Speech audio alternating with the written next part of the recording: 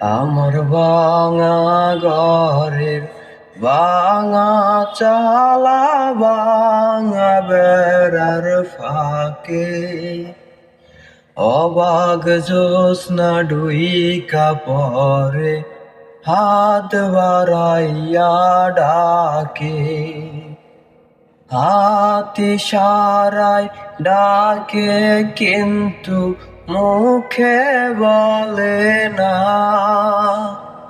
আমার কাছে আইলে বন্ধু আমারে পাইবা না।